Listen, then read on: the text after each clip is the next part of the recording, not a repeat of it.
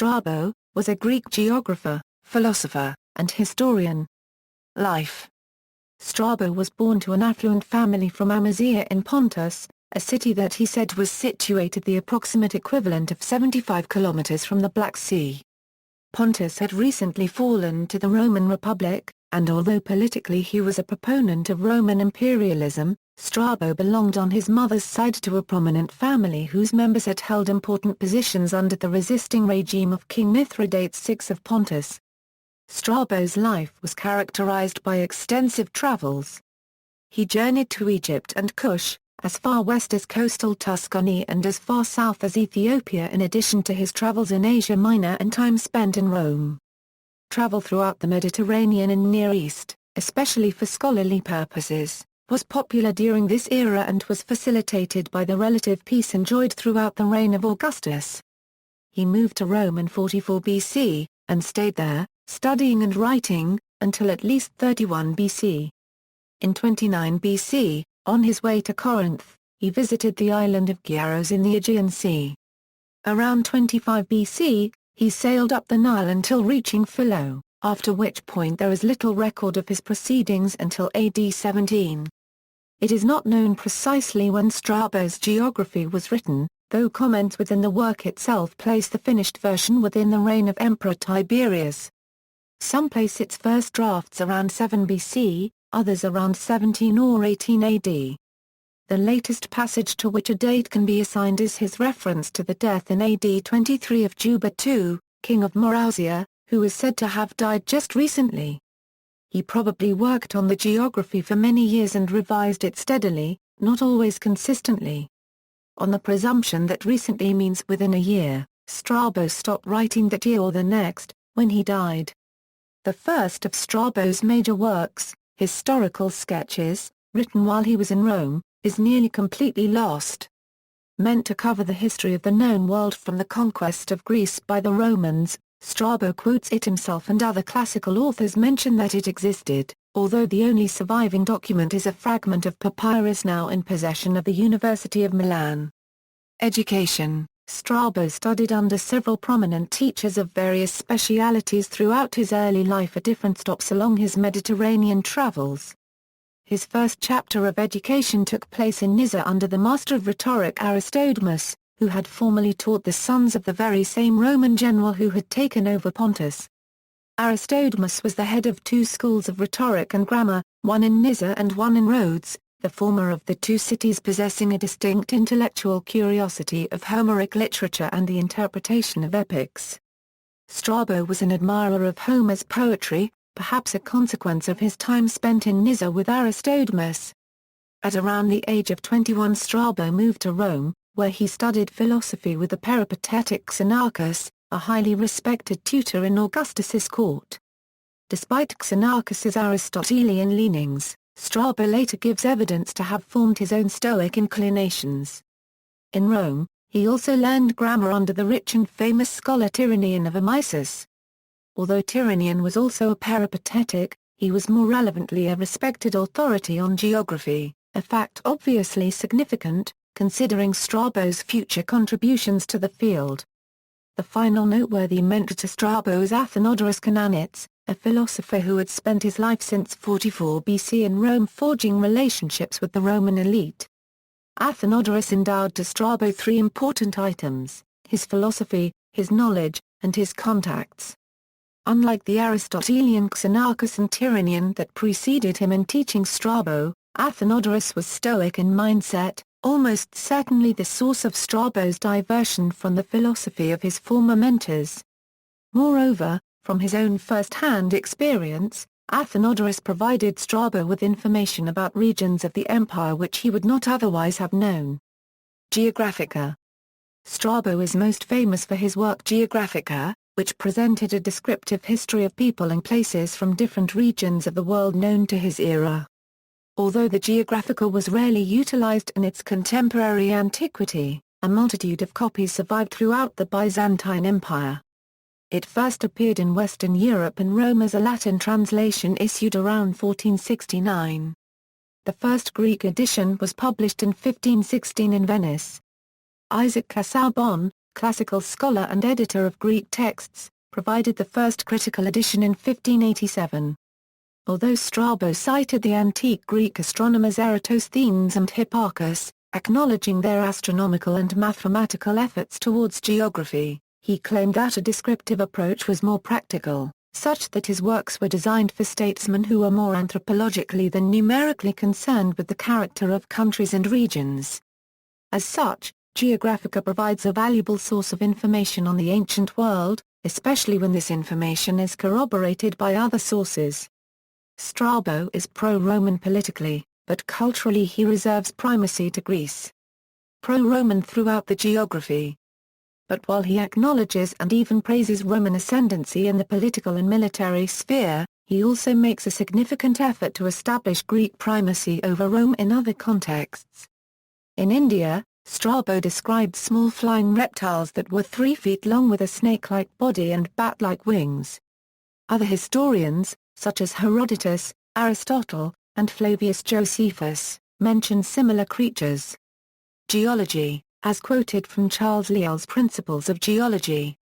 Strabo enters largely, in the second book of his Geography, into the opinions of Eratosthenes and other Greeks on one of the most difficult problems in geology, viz., by what causes marine shells came to be plentifully buried in the earth at such great elevations and distances from the sea. He notices, amongst others, the explanation of Xanthus the Lydian, who said that the seas had once been more extensive, and that they had afterwards been partially dried up, as in his own time many lakes, rivers, and wells in Asia had failed during a season of drought. Treating this conjecture with merited disregard, Strabo passes on to the hypothesis of Strato, the natural philosopher, who had observed that the quantity of mud brought down by rivers into the Ain was so great, that its bed must be gradually raised, while the rivers still continued to pour in an undiminished quantity of water. He therefore conceived that, originally, when the Ain was an inland sea, its level had by this means become so much elevated that it burst its barrier near Byzantium, and formed a communication with the Propontis, and this partial drainage had already, he supposed, converted the left side into marshy ground, and that, at last, the whole would be choked up with soil. So, it was argued, the Mediterranean had once opened a passage for itself by the columns of Hercules into the Atlantic, and perhaps the abundance of seashells in Africa, near the temple of Jupiter Ammon, might also be the deposit of some former inland sea, which had at length forced a passage and escaped. But Strabo rejects this theory as insufficient to account for all the phenomena, and he proposes one of his own, the profoundness of which modern geologists are only beginning to appreciate. It is not, he says, because the lands covered by seas were originally at different altitudes, that the waters have risen, or subsided, or receded from some parts and inundated others. But the reason is, that the same land is sometimes raised up and sometimes depressed, and the sea also is simultaneously raised and depressed, so that it either overflows or returns into its own place again. We must therefore ascribe the cause to the ground either to that ground which is under the sea, or to that which becomes flooded by it, but rather to that which lies beneath the sea, for this is more movable, and, on account of its humidity, can be altered with great celerity.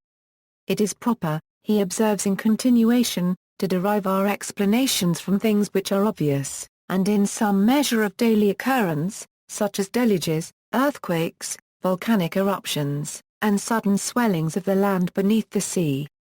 For the last raise up the sea also, and when the same lands subside again, they occasion the sea to be let down. And it is not merely the small, but the large islands also, and not merely the islands, but the continents, which can be lifted up together with the sea. And both large and small tracts may subside, for habitations and cities, like Bizona, and many others, have been engulfed by earthquakes. In another place, this learned geographer, Strabo, in alluding to the tradition that Sicily had been separated by a convulsion from Italy, remarks, that at present the land near the sea in those parts was rarely shaken by earthquakes, since there were now open orifices whereby fire and ignited matters and waters escaped. But formerly, when the volcanoes of Etna, the Lipari Islands, Ia, and others, were closed up, the imprisoned fire and wind might have produced far more vehement movements. The doctrine, therefore, that volcanoes are safety valves, and that the subterranean convulsions are probably most violent when first the volcanic energy shifts itself to a new quarter, is not modern. The very first written definition discussion on the fossil formation. One extraordinary thing which I saw at the pyramids must not be omitted. Heaps of stones from the quarries lie in front of the pyramids. Among these are found pieces which in shape and size resemble lentils. Some contain substances like grains half peeled. These, it is said, are the remnants of the workmen's food converted into stone. Which is not probable. For at home in our country, there is a long hill in a plain, which abounds with pebbles of a porous stone, resembling lentils. The pebbles of the seashore and of rivers suggest somewhat of the same difficulty, respecting their origin. Some explanation may indeed be found in the motion, to which these are subject in flowing waters, but the investigation of the above fact presents more difficulty. I have said elsewhere, that in sight of the pyramids, on the other side in Arabia, and near the stone quarries from which they are built, is a very rocky mountain, called the Trojan Mountain. Beneath it there are caves, and near the caves and the river a village called Troy, an ancient settlement of the captive Trojans who had accompanied Menelaus and settled there. The very first written definition discussion of volcanism observed at Geographica until Pliny the Younger witnessed to the eruption of Vesuvius on August 24, 79 AD in Pompeii. There are no trees here, but only the vineyards where they produce the Geographica wines, which are by no means inferior from any of the wines famous for their quality. The soil is covered with ashes, and black in color as if the mountainous and rocky country was made up of fires. Some assume that these ashes were the result of thunderbolts and sub-Terranean explosions, and do not doubt that the legendary story of Typhon takes place in this region. Xanthos adds that the king of this region was a man called Aramis. However, it is not reasonable to accept that the whole country was burned down at a time as a result of such an event rather than as a result of a fire bursting from underground whose source has now died out. 3 pits are called Oephizas and separated by 40 stadia from each other. Above these pits, there are hills formed by the hot masses burst out from the ground as estimated by a logical reasoning. Such type of soil is very convenient for viniculture, just like the Catena soil which is covered with ashes and where the best wines are still produced abundantly. Some writers concluded by looking at these places that there is a good reason for calling Dionysus by the name Euro. Editions, Meinecke, Augustus, ed. Strabonus Geographica.